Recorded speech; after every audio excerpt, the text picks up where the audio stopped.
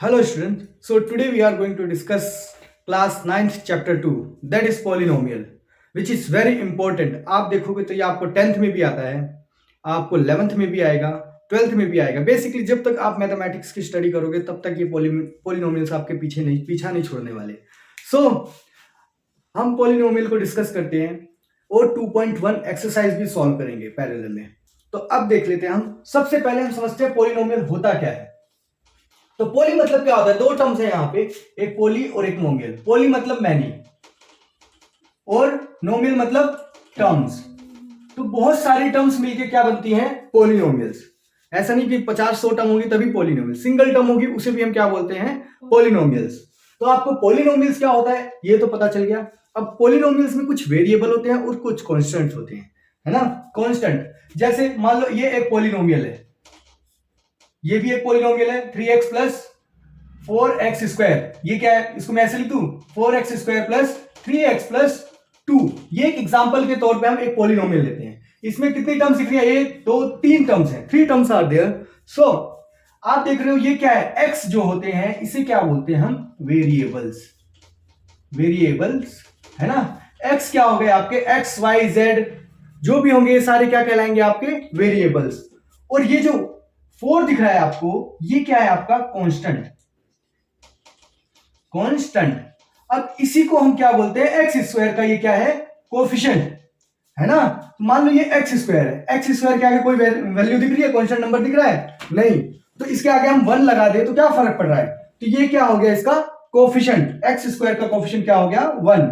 अब मान लो 2x square है तो एक्स स्क्वायर का कोफिशिएंट क्या हुआ? सिंपल 2.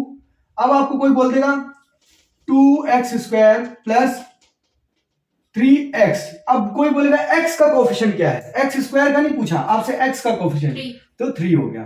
अगर आपको कोई बोलेगा 2x माइनस 3x स्क्वायर तो अब आपसे पूछेंगे x स्क्वायर का कोफिशिएंट क्या होगा? -3, है ना. क्योंकि इसके आगे क्या है? -3, है ना. तो माइनस का साइन है तो ये आपका क्या हो गया? कोफिशिएंट. आपको कोफिशिएंट क्लियर हो गया, वेरिएबल क्लियर हो गया और कांस्टेंट भी क्लियर हो गया. ये 3 टर्म्स अगर आपको क्लियर हो गई है तो पॉलिनोमियल समझने में आपको बहुत ही ज्यादा आसानी होने वाली है. ठीक है. अब हम समझते हैं पॉलिनोमियल को. बेसिकली हम 2 तरीके से डिफाइन करते हैं. वो कौन कौन से तरीके हैं? एक हम उसको टर्म्स के बेसिस पे डिफाइन करते हैं और एक डिग्री के बेसिस पे. डिग्री क्या होती है? Basically power. आया समझ में? मान लो पॉलिनोमियल्स में मैंने बताया many terms are there. So single term भी हो सकती है, 2 टर्म्स भी हो सकती है, 3 टर्म्स भी हो सकती है.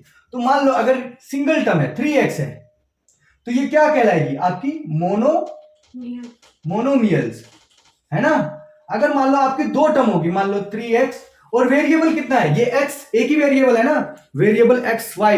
अगर y वेरिएबल होगा तो 2 वेरिएबल हो गए, है ना. जैसे 3x प्लस 2y.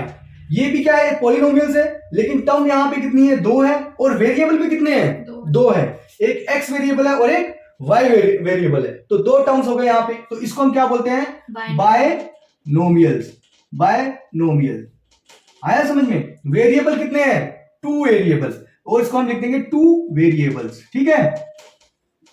अब मान लो आपको ऐसे दे देंगे 3x स्क्वायर प्लस 2x. तो यहां पे देखो वेरिएबल क्या है? x सेम ही वेरिएबल्स है. तो ये सिंगल वेरिएबल है और ये कौन सी टर्म है? कितनी टर्म है? 2 टर्म है. तो बायनोमियल्स हो गए. आया समझ में आपको? तो बायनोमियल्स क्या होते हैं ये क्लियर हुआ आपको. अब हम आ जाते हैं इसके अलावा. मान लो 3 टर्म्स होंगी 3x square plus 2x plus 1. तो ये क्या हो गए? 1 टर्म, 2 टर्म और 3 term. Third term, first second third 3 terms हो गए. तो इसको हम क्या बोलेंगे? ट्राइनोमियल. तो आपको ये तो पता चल गया ट्राइनोमियल क्या होता है, वेरिएबल क्या होता है. अब 3 टर्म होगी तो उसे हम ट्राइनोमियल है. तो बेसिकली सब क्या? ये पॉलिनोमियल्स. ठीक है. अभी तक हमने देखा ये क्या है? टर्म के बेसिस पे हमने इसको डिफाइन किया. अब हम इसको डिफाइन करेंगे on the basis of degree. So degree के बेसिस पे क्या होता है? मान लो कोई इक्वेशन है x प्लस 1. s के ऊपर कोई पावर दिख रही है? नहीं दिख रही. तो x की पावर 1 ही होती है. ठीक है. जहां पे कोई पावर ना दिख रही हो वहां पे क्या होगी? 1. तो ये एक ही पावर है तो इसको हम क्या बोलते हैं? Linear equation. क्लियर. मान लो x के ऊपर पावर 2 है तो ये हमारी क्या हो जाएगी? x के ऊपर पावर 2 है तो ये क्वाड्रेटिक इक्वेशन. जैसे जैसे मैं कुछ एग्जांपल्स दूंगा 2.1 के, आपको और चीजें क्लियर हो जाएंगी। अब मान लो x के ऊपर पावर 3 है ना? तो क्या होगा? Cubic equation. इस तरीके से हम क्या कर सकते हैं, डिग्री के बेसिस पे, जितनी डिग्री होगी उस हिसाब से हम इसको क्या कर सकते हैं, डिफाइन कर सकते हैं। ये हमारी लीनियर इक्वेशन हो गई, ये हमारी क्वाड्रेटिक इक्वेशन हो गई, और ये हमारी कौन सी इक्वेशन हो गई, क्यूबिक इक्वेशन। तो ये अब मेरे को लगता है आपको ये चीजें तो क्लियर हो गई हैं कि हम टर्म्स के बेसिस पे और डिग्री के बेसिस पे कैसे डिफाइन करते हैं। अब कुछ क्वेश्चन लेता हूं जिससे आपको चीजें और आसानी से समझ में आएंगी। तो जैसे मैं क्वेश्चन लेता हूं 2.1 से। 2.1 हमारी ऐसे ही सोल्व हो जाएगी। तो सिंपल देखो क्या बोल रहे हैं, पॉलिनोमियल इन वन वेरिएबल कौन सा है बताओ। तो आपको ये क्वेश्चन दिया हुआ है, क्या, फर्स्ट क्वेश्चन देखो, 4x² - 3x + 7। अब देखो इसमें कितने वेरिएबल है, वन ही है ना, एक्स ही तो दिख रहा है, और कोई वेरिएबल दिख रहा है नहीं, तो ये वन वेरिएबल में है, हाँ ठीक है। दूसरी इक्वेशन देखते हैं हम, 3√t + t√t। तो अब ये क्या पॉलिनोमियल इक्वेशन है? नहीं है, ये पॉलिनोमियल इक्वेशन ही नहीं है, क्योंकि यहां पे जो भी वेरिएबल्स है वो रूट में आ रहे हैं। तो इसके लिए ये इक्वेशन क्या हुई, पॉलिनोमियल ही नहीं है ये, ठीक है, ये पॉलिनोमियल ही नहीं है, और वेरिएबल तो एक है लेकिन ये क्या है, रूट में है। आया समझ में? अब थर्ड क्वेश्चन देखो आपका, थर्ड क्वेश्चन क्या है, देखो x⁻10 + y⁻3 + t⁻50। अब यहां पे देखो कितने वेरिएबल आ गए, एक x, दो y, और थर्ड क्या हो गया, t। आपका तीन वेरिएबल आ गए, और पॉलिनोमियल्स भी है ना। कोई भी इक्वेशन होती है वो क्या होती है, पॉलिनोमियल्स ही होती है। तो इसमें क्या हो गए, वेरिएबल कितने हो गए आपके, 3। तो आप यहां पे बोल सकते हैं ये सिंगल वेरिएबल था, यहां पे वेरिएबल का कोई मतलब ही नहीं बनता क्योंकि इक्वेशन पॉलिनोमियल ही नहीं है। तो हम क्या बोलेंगे इसको, 3 वेरिएबल, ठीक है, और पॉलिनोमियल इक्वेशन, है ना। ये क्लियर हो गया आपको? ये आपका फर्स्ट क्वेश्चन सॉल्व हो चुका है, ठीक है, पूरी एक्सरसाइज ऐसे ही सॉल्व हो जाएगी। तो अब हम देखते हैं सेकंड क्वेश्चन को सॉल्व करते हैं। कोएफिशिएंट, बेसिकली मैंने बताया आपको कोएफिशिएंट फाइंड करना है। तो फर्स्ट क्वेश्चन हमारे पास क्या है, 2 + x² + x + 2 + x² + x। तो मैं इसको ऐसे लिख दूं, x² + x + 2, है ना, ये स्टैंडर्ड ऑर्डर होता है। तो स्टैंडर्ड ऑर्डर क्या होता है, सबसे पहले सबसे बड़ी पावर आती है, फिर उसके बाद उसके नीचे वाली पावर, फिर उसके नीचे वाली पावर, ऐसे चलती है इक्वेशन, ठीक है। तो क्या हो गया हमारा, बताओ, या x² का कोएफिशिएंट क्या है, 1। तो x² का कोएफिशिएंट कोई वैल्यू नहीं है, तो इसको 1 लिख सकते हैं यहां पे। तो सिंपल x² का कोएफिशिएंट क्या हो गया, 1।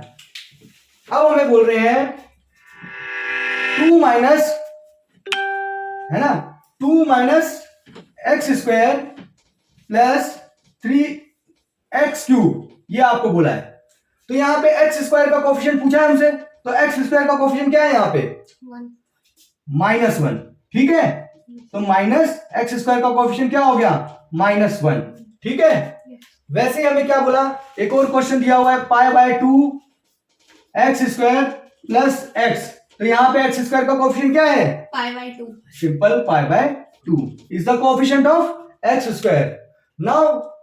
Now we will understand the degree. What is the degree? So let's move on the next question. What is degree? Degree of a polynomial. तो आपको देखना हाईएस्ट डिग्री, जिसकी भी हाईएस्ट डिग्री होगी वही उसकी पॉलिनोमियल की क्या होगी, डिग्री होगी। Highest power is the degree, है ना। तो क्या होगा, 5x³ + 4x² + 7x। अब बताओ इसकी डिग्री क्या है, तो हाईएस्ट पावर देखना है आपको। तो हाईएस्ट पावर कौन सी है इसमें, 3, है ना। हाईएस्ट पावर क्या है, ये 3 है ना, तो इसकी डिग्री कितनी हो गई, डिग्री हो गई आपकी 3। आया समझ में? वैसे ही आपको दे दिया क्या, दूसरा क्वेश्चन देखो, 4 - y²। तो अब देखो इसमें डिग्री क्या हो गई, 2। y की डिग्री क्या है, 2 ही है, तो डिग्री क्या हो गई इसकी, 2, सिंपल। अब आपको बोल दिया 3, ऐसा क्वेश्चन दे दिया आपको, थर्ड क्वेश्चन क्या है, ऐसा ही दे दिया आपको 3। तो आप क्या करोगे, 3x⁻0 कर दोगे। Yes. तो यहाँ पे एनीथिंग ⁻0 क्या होता है, 1 होता है। तो यहाँ पे डिग्री कितनी आ गई, 1। डिग्री 0 आ गई। आया समझ में? तो डिग्री क्या हो गई आपकी, 0। ये क्लियर हो गया। तो ये भी हमारे क्वेश्चन सॉल्व हो चुके। और तीसरा हमने पढ़ा लीनियर इक्वेशन, क्वाड्रेटिक इक्वेशन और क्यूबिक इक्वेशन। अब इसके बेसिस पे हम क्या करते हैं, कुछ क्वेश्चन सॉल्व करते हैं। तो इन्होंने बोल दिया बताओ ये कौन सी इक्वेशन है, एक्स स्क्वायर प्लस एक्स, ये कौन सी इक्वेशन है? तो मैंने बोला जिसकी पावर 2 होगी वो कौन सी इक्वेशन होगी, क्वाड्रेटिक इक्वेशन। तो ये कौन सी इक्वेशन हो गई, क्वाड्रेटिक इक्वेशन। वैसे ये बोल रहे हैं एक्स माइनस एक्स क्यूब, तो मैं इसको ऐसे लिख दूं minus x cube plus x. अब यहां पे देखो एक्स की पावर कितनी है, 3, तो ये कौन सी इक्वेशन हो गई, क्यूबिक इक्वेशन हो गई। अब वैसे इन्होंने बोला क्या 1 प्लस एक्स, तो मैं इसको ऐसे लिख दूं एक्स प्लस 1। यहां पे एक्स की पावर कितनी है, 1 है ना, तो ये कौन सी इक्वेशन हो गई, लीनियर इक्वेशन हो गई। आया समझ में? वैसे ही आपको इन्होंने क्या बोल दिया 3t, बस इतना ही लिख के छोड़ दिया। तो ये कौन सी इक्वेशन है, तो ये हमारी कौन सी इक्वेशन हो गई, ये हमारी हो गई सिंपल लीनियर इक्वेशन। ये क्लियर हो गया आपको? अब हमारी यहाँ पे पूरी की पूरी एक्सरसाइज खत्म हो गई है।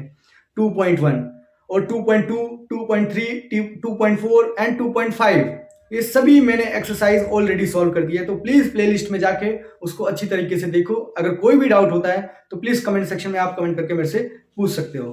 तो इस वीडियो को प्लीज ज्यादा से ज्यादा शेयर करें, लाइक करें और सब्सक्राइब करें। तो आज के लिए इतना ही, मिलते हैं नेक्स्ट वीडियो में।